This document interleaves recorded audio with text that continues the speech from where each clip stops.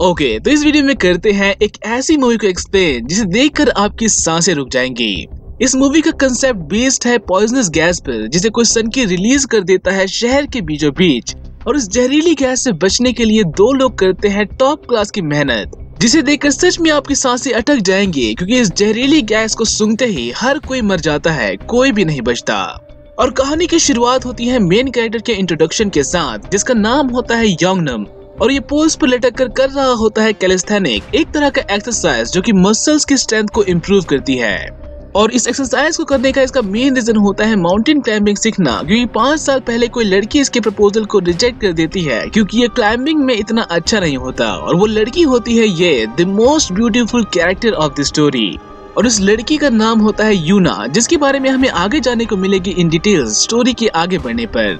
अभी के लिए स्टोरी आती है प्रेजेंट में, जहाँ पर ये सभी लोग जा रहे होते हैं किसी बड़े से होटल में, ताकि वो बर्थडे पार्टी सेलिब्रेट कर सके योंगनम की मॉम का, जो कि अब 70 साल की हो चुकी होती है। और ये पार्टी करना तो बस एक बहाना होता है, असल मतलब होता है अपनों के साथ वक्त गुजारना, ताकि इनके रिलेशंस में किसी भी तरह की दूरियां ना बन जाए। एक तरह से इसे जॉइंट फैमिली कस्टम समझो, जैसे कि हम इंडिया में सभी रिलेटिव्स को बुलाते हैं अपने फंक्शंस में। और ठीक यहीं पर काम करती है यूना नाम की ये लड़की, जो कि योंगनम को 5 साल बाद देखकर थोड़ी सी सरप्राइज हो जाती है। तो वहीं इसके भी तोते उड़े होते हैं किसी वजह से, और वो वजह होती है क्योंकि यूना ने जब इसके प्रपोजल को रिजेक्ट किया था, तो उसके बाद से ये दोनों अब जाके मिल रहे होते हैं। और इसलिए ये दोनों सबसे दूर अकेले में बात करते हैं उसी टॉपिक को लेकर, जहाँ पर यूना इससे पूछती है कि अब तुम क्या करते हो और तुम उस दिन के बाद मुझसे दोबारा क्यों नहीं मिले। जिससे योंगनम इससे झूठ बोलता है कि वो अब एक कंपनी का मैनेजर है, जबकि असल में ये एक अनएम्प्लॉयड होता है। और रही बात उससे दोबारा ना मिलने की, तो योंगनम कहता है कि वो बिजी हो गया था, जबकि असल में ये मुंह फाड़ कर रो रहा था ठीक खुली सड़क पर, और झिझक की वजह से वो उसे दोबारा मिलने की हिम्मत नहीं जुटा पाता। तो वहीं होटल के अंदर एक शानदार पार्टी चल रही होती है नाच गाने के साथ, और ये सभी लोग पूरा फुल टू पैसा वसूल एंजॉय कर रहे होते हैं यहाँ पर। तो वहीं इस होटल का मैनेजर अकेले में पूछताछ कर रहा होता है यूना से रिगार्डिंग अपने प्रपोजल को लेकर कि वो उसके साथ डेट पर कब चलेगा, जिसे यूना एक तरह से मना कर रही होती है कि वो उसके साथ नहीं जाना चाहती। पर वो यही बात उसे डायरेक्टली भी नहीं कहना चाहती, क्योंकि इसे अपनी नौकरी खो जाने का डर होता है। और सीन यहाँ से शिफ्ट होती है होटल के बाहर, जहाँ पर एक ट्रक आकर रुकता है किसी बिजनेस कंपनी के प्रेमिसेस में। और उस ट्रक का ड्राइवर वहाँ पर आते ही उस ट्रक में लदे केमिकल्स के साथ छेड़छाड़ करने लगता है। और उसको ऐसा करते हुए देखते हैं कुछ ऑफिसर, जो कि जब उसे रोकने के लिए जाते हैं तो हम इस पर्सन का चेहरा देख पाते हैं, जो कि होता है एक साइंटिस्ट। और इससे पहले वो ऑफिसर्स उसे रोक पाते, उस ट्रक से निकलती है एक पॉइजनस गैस, एक तरह की हाईली टॉक्सिक गैस, जो कि किसी भी पर्सन को बस मिनटों में ही मार सकती है। और इस जहरीली गैस से अनजान लोग जब इसे देखते हैं, तो कुछ लोग तो इसके साथ फोटो खिंचवाने लगते हैं इंस्टेड ऑफ भागने की जगह। और जैसे ही लोग मरने लगते हैं, यहाँ पर मच जाती है हड़कंप, और हर कोई अपनी जान बचा के बस इधर उधर भागने लगता है, इस उम्मीद में कि वो किसी तरह से बच जाएं। और इस बीच एक जलता हुआ ट्रक सीधा आगे टकराता है एक दूसरे ट्रक से, जो कि लेकर जा रहा होता है ऑक्सीजन सिलेंडर। और वो सिलेंडर फटते हुए सीधा घुस जाता है इसी होटल में, जहाँ पर ये सभी लोग बस निकल ही रहे होते हैं घर के लिए। और ब्लास्ट की आवाज सुनकर हर कोई डर जाता है, ये सोचते हुए कि कहीं कोई टेररिस्ट अटैक तो नहीं हो गया। पर जब ये बाहर आते हैं तो वो कोई टेररिस्ट अटैक नहीं होता, बल्कि एक सफेद रंग की फॉग होती है, जिसके चपेट में जो भी आता है उसके दम घुटने से हो जाती है मौत। और इस फॉग को ठीक उन्हीं की ओर आता देख ये सभी लोग ऊंची बिल्डिंग्स की ओर जाने का प्लान बनाते हैं, ताकि वो सभी लोग सेफ रहें, और वापस फिर से उसी होटल में जाने लगते हैं फॉर द सेम। और ठीक इसी होटल के बाहर योंगनम अपने भतीजे को देखता है, जो कि अपनी मॉम के आने का वेट कर रहा होता है, जो कि यहाँ से निकलने के लिए अपनी कार निकाल रही होती है। पर जब ये लोग उसकी बेटी को लेकर होटल के अंदर जाने लगते हैं, तो वो भी सीधा वैसा ही करने लगती है अपनी कार से निकलकर। और इस बीच वो रोड पर ही गिर जाती है उस जहरीली गैस में, जो कि काफी तेजी से फैल रही होती है। इसलिए अपनी सिस्टर को बचाने के लिए योंगनम आगे बढ़ता है, और उसे लेकर जब वो अंदर आता है तो उस लेडी की हालत काफी खराब हो चुकी होती है, जिससे ये लोग एम्बुलेंस को कॉल करने लगते हैं हेल्प के लिए। तो वहीं यूना देखती है कि वो गैस काफी तेजी से बढ़ रही है, और इसका मतलब ये कि इनके पास बस लिमिटेड टाइम है किसी ऊंची जगह पर जाने का, इससे पहले कि वो गैस पूरे होटल में भर जाए। और इसलिए ये छत पर जाने का प्लान बनाते हैं, ताकि वो गैस उन तक पहुंच ही न सके। और यही बात जब योंगनम अपने फैमिली मेंबर्स को बताता है, तो कोई भी इसकी बात नहीं मानता, क्योंकि इन्हें लग रहा होता है कि यहाँ से भागना ही सबसे बेस्ट ऑप्शन है। पर जब इन्हें गवर्नमेंट से मैसेज मिलती है इसी के बारे में कि एक जहरीली गैस काफी तेजी से पूरे शहर में फैल रही है, तो ये सभी लोग बचने के लिए छत की ओर जाने लगते हैं। और ऐसा करने के लिए इन्हें एक मरीज को भी अपने साथ ले जाना होता है, जिसकी हालत अब पहले से भी और खराब हो चुकी होती है। इसलिए यूना उसके लिए एक स्ट्रेचर बनाती है ताकि वो उसे आसानी से ऊपर ले जा सके। पर जब ये ऊपर जाते हैं तो छत का दरवाजा बंद होता है, और जब मैनेजर से उसकी कीज के बारे में पूछा जाता है तो वो कहता है कि कीज उसके पास नहीं है, उसने बहुत पहले ही खो दी थी। और इस बात पर यूना उसे नीचे चलने के लिए कहती है ताकि वो उसके साथ कीज को ढूंढ सके। और सेम ऐसा ही करने के लिए ये सब भी नीचे जाते हैं ताकि इनके हाथ से टाइम निकल न जाए। और नीचे आने पर ये सभी टीवी में एक न्यूज देखते हैं जो कि बता रहा होता है कि वो जहरीली स्मोक इतनी ज्यादा खतरनाक है कि कांटेक्ट में आते ही वो पर्सन के स्किन और आंखों को जला देती है, प्लस बॉडी के अंदर जाते ही वो लंग्स को बुरी तरह से डैमेज कर देती है। और इस गैस से बचने का इन्हें एक उपाय बताया जाता है कि शरीर का कोई भी पार्ट उस गैस में एक्सपोज न हो। और साथ ही सांस लेने के लिए ये लोग मास्क का यूज करने के लिए कहते हैं, स्पेशली पर्पल कलर की फिल्टर वाला मास्क जो कि पॉइजनस गैस के लिए ही बना होता है। पर सिंस कि इन्हें पता नहीं होता कि ये गैस मास्क उस गैस को कितनी देर तक रोक पाएगी, ये अंदाजन 10 मिनट का टाइम बताते हैं कि 10 से 15 मिनट के बाद फिल्टर को फिर से चेंज करना पड़ेगा, अदरवाइज वो गैस को फिल्टर नहीं कर पाएगी। इन शॉर्ट इनके पास सिर्फ 10 मिनट का ही टाइम होगा यहाँ से निकलने के लिए, अगर उन्हें कोई मास्क मिला तो। और इसलिए यूना इस मैनेजर से गैस मास्क के बारे में पूछती है कि यहाँ पर 3 मास्क उसने कबर्ड के अंदर रखे थे, वो कहाँ पर है। जिस पर ये कहता है कि उसे कुछ भी नहीं पता, जबकि असल में इसी ने उन मास्क को छुपा कर रखा होता है ताकि वो अकेले में यहाँ से निकलकर भाग जाए। पर जब वो इनकी बातें सुनता है कि अगर उनके पास कोई गैस मास्क होता तो वो कीज लेने के लिए बेसमेंट में जा सकते हैं, तो ये सीधा भागते हुए उस जगह की ओर जाता है जहाँ पर उसने गैस मास्क को छुपाया हुआ होता है। तो वहीं योंगनम के दिमाग में उस रेस्क्यू की बात को सुनकर एक खतरनाक प्लान आता है, और वो प्लान होता है उस बिल्डिंग से बाहर निकलकर फिर से उसी बिल्डिंग पर चढ़ाई करना ताकि वो छत पर जाकर बाहर से दरवाजा खोल सके। और उसके इस प्लान को ये पर्सन जाके सब लोगों को बताता है कि योंगनम पागल हो गया है, कोई रोको उसे ऐसा करने से। तो वहीं योंगनम पूरी तरह से तैयारी कर चुका होता है यहाँ से बाहर निकलने के लिए, और जैसे ही उसके पेरेंट्स आते हैं उसे रोकने, वो सीधा बाहर की ओर भागता है यहाँ से छलांग लगाने, और सीधा दूसरी बिल्डिंग की साइड रेलिंग को पकड़ लेता है जो कि उसके हाथ से छूट भी जाती है। पर वो अभी भी लटका हुआ होता है उस बिल्डिंग की एक पार्ट को पकड़कर। तो वही इन लोगों की जान निकली जा रही होती है अपने घर के मेंबर को इस तरह से जिंदगी और मौत के साथ खेलता देख, और इसलिए ये सभी उसकी रस्सी को खींचने लगते हैं ताकि वो उसे वापस उस बिल्डिंग में ला सके, जो कि ऐसा करने से योंगनम मना करता है और अपनी सारी ताकत लगाकर फिर से उसी बिल्डिंग के छत पर चढ़ने लगता है, जिसके सेफली पहुंचते ही ये सभी लोग लेते हैं राहत की सांस। पर अभी तो ये सिर्फ शुरुआत होती है, असली चढ़ाई तो होने वाली होती है उस दूसरे पहाड़ जैसी ऊंची बिल्डिंग पर, जहाँ पर चढ़ना इतना आसान नहीं होने वाला होता। और इसीलिए यूना उसकी हेल्प करने का मन बनाती है ताकि एटलीस्ट उसके गिरने के चांसेस कम हो जाएं। और ऐसा करने के लिए वो उसे चाक और हार्नेस देती है जो कि मोस्टली माउंटेन क्लाइंबर्स यूज करते हैं चढ़ाई करने के लिए, और इन दोनों के सहारे ये निकल जाता है डेयर डेविल की तरह उस बिल्डिंग पर चढ़ने। और उसको इस तरह से उछलता कूदता हुआ देख इनकी तो जैसे सांसें अटकी हुई होती है कि कहीं वो नीचे न गिर जाए। पर योंगनम पीछे हटने वालों में से नहीं होता, क्योंकि उसके पास कोई ऑप्शन ही नहीं होता पीछे हटने का। और एक तरह से इसकी 5 साल की ट्रेनिंग यहाँ पर काम आती है जो कि उसे हेल्प करती है चढ़ाई करने में, जिस ये रस्सी के सहारे कुछ हद तक तो ऊपर चला जाता है। पर एक वक्त ऐसा भी आता है कि उसकी यही रस्सी उसे आगे बढ़ने नहीं देती, जो कि एक तरह से प्रॉब्लम वाली बात होती है, क्योंकि अगर उसने खुद से रस्सी को अलग किया तो उसके बचने के चांसेस पूरी तरह से खत्म हो जाएंगे। बट अगर वो ऐसा नहीं करता तो वो गैस भी सभी लोगों को मार देगी, जो कि काफी तेजी से बढ़ रही होती है। और इसलिए ये भगवान का नाम लेकर खुद से उस रस्सी को अलग कर देता है ताकि वो ऊपर चढ़ाई कर सके। और उसको ऐसा करते हुए देख सभी लोग डर जाते हैं, स्पेशली यूना, क्योंकि वो खुद भी एक माउंटेनियर रह चुकी होती है।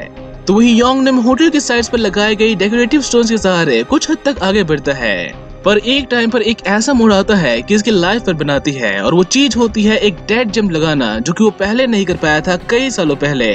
पर खुद पर विश्वास करते हुए वो छलांग लगा ही देता है और पकड़ लेता है शेर के दांतों को।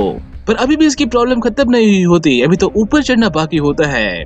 और ये सिचुएशन इतनी खतरनाक होती है कि आपकी सच में सांसें अटक जाती हैं। और सेम जब वो छत पर पहुंचता है तो ये सब भी राहत की सांस लेते हैं, और योंगनम सीधा भागकर जाता है छत का दरवाजा खोलने, जहां पर उसके पेरेंट्स उसकी जमकर खिंचाई करते हैं उन सबको इतना ज्यादा डराने के लिए।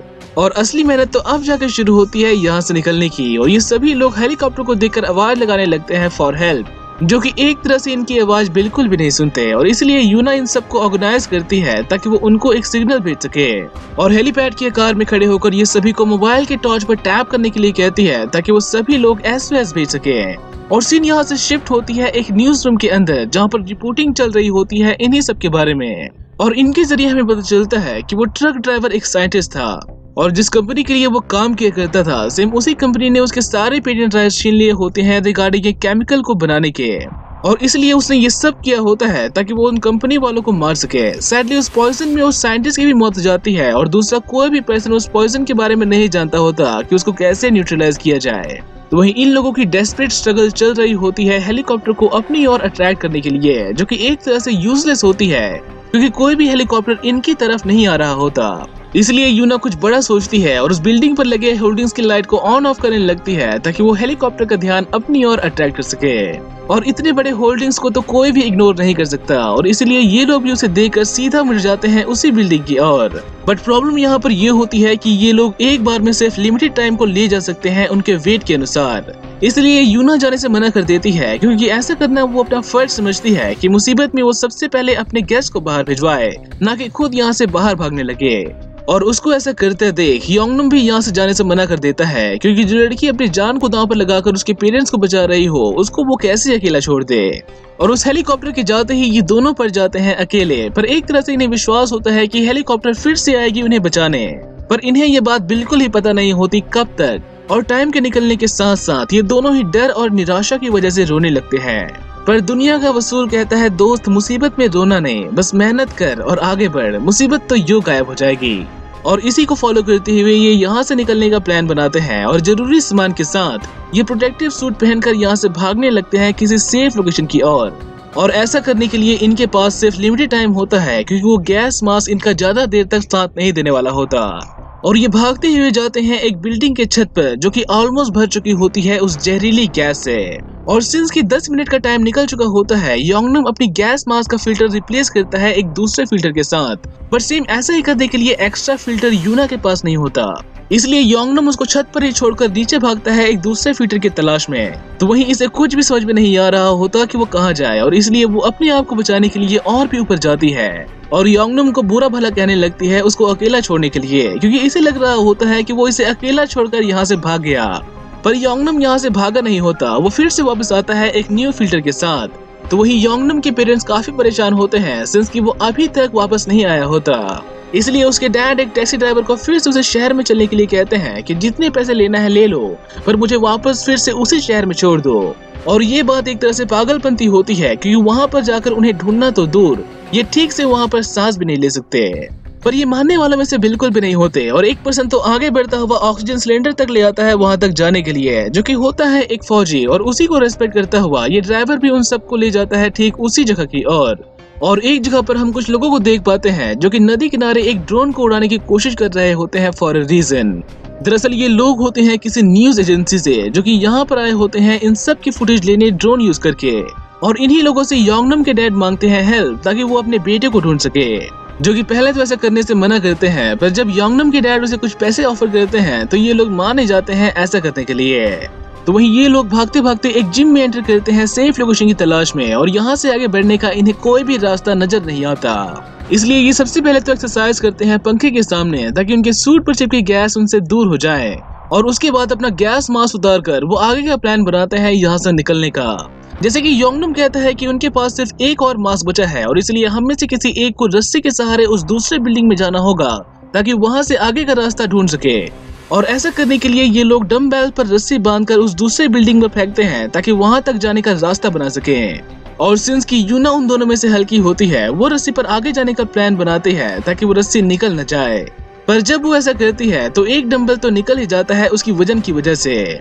और जब वो किसी तरह से वहां पर पहुंचती है तो उस छत पर लगे एग्जॉस्ट की वजह से पॉइजनस स्मोक सीधा वहीं पर आता है, जिससे योंगनम को इतना टाइम नहीं मिलता कि वो रस्सी के सहारे उस दूसरी बिल्डिंग में जा सके, और वो यूना को यहाँ से भागने के लिए कहता है ताकि वो एटलीस्ट सेफ रहे। पर वो भागेगी कैसे, क्योंकि इसकी बॉडी में तो रस्सी बंधी होती है जो कि कनेक्टेड होती है किसी दूसरे डंबेल से।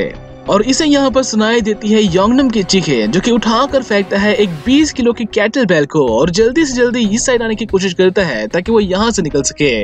और एक बार फिर से सीन शिफ्ट होती है उस न्यूज एजेंसी की तरफ, जो कि अनुमान लगा रहे होते हैं कि उस गैस वाले ट्रक में जल्दी ही एक एक्सप्लोजन हो सकती है और इसीलिए हेलीकॉप्टर के साथ रेस्क्यू करने वाली टीम भी वहां पर जाती है ताकि वो बचे कुछ लोगों को जल्दी से जल्दी वहां से बाहर निकाल सके।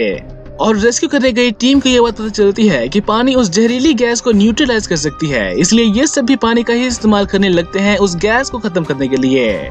तो वही ये लोग एक सेफ लोकेशन पर जाकर रेस्क्यू टीम को कॉल करते हैं यहाँ से निकलने के लिए और उनसे झूठ बोलते हैं कि उनके साथ 20 लोग हैं ताकि वो जल्दी से जल्दी यहाँ पर आए उन्हें बचाने। और यहाँ पर ये दोनों एक बात नोटिस करते हैं कि उस जहरीली गैस की वजह से उन दोनों के ही हाथ जल चुके हैं काफी हद तक, जिससे एक पल के लिए हमें केयर एंड अफेक्शन भी देखने को मिलती है इन दोनों के बीच। और इन्हें यहाँ पर सुनाई देती है चीखों की आवाज जो कि आ रही होती है सामने वाली बिल्डिंग से, जहाँ पर होते हैं ढेर सारे बच्चे। और कुर्सी और टेबल को देखते हुए हम अंदाजा लगा सकते हैं कि वो सभी के सभी स्टूडेंट्स होंगे। और ठीक यहीं पर आता है एक हेलीकॉप्टर उन दोनों को बचाने के लिए, पर ये दोनों इतने सेल्फिश भी नहीं होते कि वो खुद यहाँ से निकलकर उन बच्चों को मर देते। इसलिए ये एरो बनाकर इशारा करते हैं उस दूसरी बिल्डिंग की ओर, खुद से ये बात कहते हुए कि फिर से एक हेलीकॉप्टर आ ही जाएगा उन्हें बचाने। और ठीक यहीं पर होती है उस गैस वाले ट्रक में एक्सप्लोजन और वो गैस का बादल अब और भी तेजी से बढ़ने लगता है हर तरफ। और बचने के लिए इनके पास तो अब इनका प्रोटेक्टिव सूट भी नहीं होता, इसलिए ये सीधा ऊंची जगह की ओर भागने लगते हैं, एक बिल्डिंग से दूसरी बिल्डिंग पर छलांग लगाते हुए। और यहीं पर आती है एक ड्रोन जिसे कंट्रोल कर रहे होते हैं ये लोग, और इस ड्रोन में कैमरा लगा हुआ देखकर ये दोनों ही मांगने लगते हैं हेल्प। पर साथ ही वो गैस भी काफी तेजी से बढ़ रही होती है, इसलिए वो हेल्प का इंतजार नहीं करते और सीधा आगे बढ़ते हैं बचने के लिए। और यही सारी घटना को लाइव ब्रॉडकास्ट किया जा रहा होता है एक टीवी चैनल द्वारा, जिससे हमें एक ऑसम रनिंग सीन देखने को मिलती है, जिसमें वो कई सारे बिल्डिंग पर चढ़ाई करते हैं ऊंची जगह पर जाने के लिए। और ये सारा एक्शन देखकर तो हर कोई बस रिक्वेस्ट कर रहा होता है उन्हें रेस्क्यू करने के लिए। एक तरह से कोई भी नहीं चाह रहा होता कि वो लोग मरे। और जब ये फाइनली सबसे ऊंची बिल्डिंग पर पहुंचते हैं तो वो गैस वहां तक भी आने लगती है धीरे धीरे, जिससे ये एक तरह से उम्मीद खो देते हैं कि अब उन्हें कोई भी नहीं बचा सकता, क्योंकि यहाँ से कहीं और जाने का कोई भी रास्ता नहीं होता। और इसलिए ये दोनों ही काफी इमोशनल होते हैं यहाँ पर आके। और योंगनम यूना से अपनी फीलिंग्स कन्फेस करता है ताकि मरते वक्त उसके मन में कोई भी बात अटक न जाए। और यूना यहाँ पर देखती है कि यहाँ पर बहुत सारे ड्रोन्स आ रहे हैं कहीं से, और ये सारे ड्रोन्स भेजने वाले होते हैं वो सभी लोग जो कि न्यूज में ठीक इन दोनों को ही देख रहे थे। और वो सभी लोग इन्हें बचाने के लिए आसपास की गैस को खदेड़ने लगते हैं बिल्डिंग से थोड़ा सा दूर, ताकि इन्हें थोड़ा सा और टाइम मिल जाए यहाँ से निकलने का। और इसी बात का फायदा उठाकर योंगनम एक ड्रोन को अपने पास बुलाता है और फर्श पर एक मैप ड्रॉ करते हुए ये बताता है कि वो एग्जैक्टली क्या करना चाहता है। और इनका प्लान होता है कि रस्सी के सहारे एक कंस्ट्रक्शन बिल्डिंग में जाना, ताकि वो क्रेन पर चढ़कर और भी ऊंची जगह पर जा सके। और ठीक ऐसा ही करते हुए ये ड्रोन के जरिए रस्सी बांधने में भी कामयाब हो जाते हैं। पर जब ये उसी के सहारे आगे बढ़ने की कोशिश करते हैं तो इनका ये प्लान हो जाता है फेल, और साथ ही वो रस्सी भी सरक कर नीचे आने लगती है। पर इससे पहले कि वो रस्सी पूरी तरह से नीचे आती, यूना काट देती है उस रस्सी को ताकि वो स्विंग करते हुए उस बिल्डिंग के अंदर पहुंच जाए। पर शायद वो ऐसा नहीं कर पाते और कैमरा फुटेज में हम उन्हें गिरते हुए देखते हैं बिल्डिंग से बाहर, जिससे सीन यहाँ से शिफ्ट होती है थोड़े से टाइम आगे, जहाँ पर रेस्क्यू करने के लिए वहाँ पर जाता है एक हेलीकॉप्टर। पर इन्हें वहाँ पर कोई भी दिखाई नहीं देता, और साथ ही वहाँ पर गैस इतना ज्यादा होता है कि उनके बचने के चांसेस ना के बराबर होते हैं। और इसलिए ये लोग भी यहाँ से जाने लगते हैं उनको मरा हुआ समझकर। पर एक पर्सन ये बात यहाँ पर नोटिस करता है कि बिल्डिंग पर लगे क्रेन्स में से चिंगारी निकल रही है, और ध्यान से देखने पर इन्हें उसी क्रेन्स में दिखाई देते हैं वो लोग जो कि अभी भी जिंदा होते हैं किसी तरह। और ये दोनों उन लोगों का ध्यान अपनी ओर खींचने के लिए जलाते हैं फुलझड़ियां, जिससे इन्हें फाइनली कर लिया जाता है रेस्क्यू। और सीन यहाँ से शिफ्ट होती है अगले दिन में, जहाँ पर योंगनम फिर से रियूनाइट होता है अपने पेरेंट के साथ। तो वहीं यूना खींच के थप्पड़ मारती है उस सेल्फिश मैनेजर को उसके बिहेवियर के लिए। और फाइनली योंगनम की लव स्टोरी शुरू होती है यूना के साथ, और ये स्टोरी यहाँ पर हो जाती है खत्म। And I hope you guys enjoy. तो मिलते हैं जल्द ही एक नई वीडियो में एक नई स्टोरी के साथ। टिल देन टेक केयर, सी या।